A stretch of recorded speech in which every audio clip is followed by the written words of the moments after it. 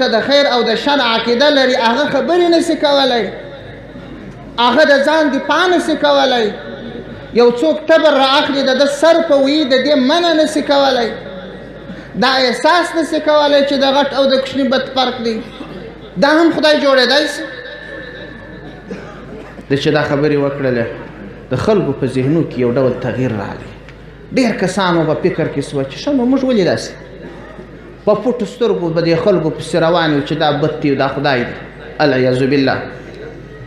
دا هغه د ده ذکاوت و. د ده ذکاوت و ذهانت په څو اړخو کې دي. یو دا چې دا اواز کړی وای چې ای د ښار خلکو، ای د کلو خلکو راجمع سئ، زه تاسو ته د یو حکمت و بصیرت خبره کوم. د یو ځوان و د ده په خبره خلک نه راجمع کېدل.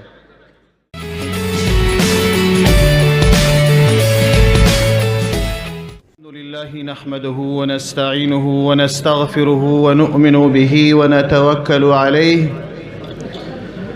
ونعوذ بالله من شرور أنفسنا وسيئات أعمالنا، من يهده الله فلا مضل له ومن يضلله فلا هادي له، ونشهد أن لا إله إلا الله وحده لا شريك له، ونشهد أن سيدنا محمدًا عبده ورسوله، إمام المرسلين وخاتم النبيين، سيدنا صلى اللهم عليه والتسليمات وعلى آله وأصحابه أجمعين.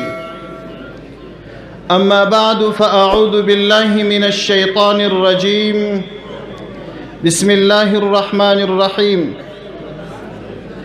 الذين يبلغون رسالات الله ويخشونه ولا يخشون أحدا إلا الله وكفى بالله حسيبا. صدق الله العلي العظيم.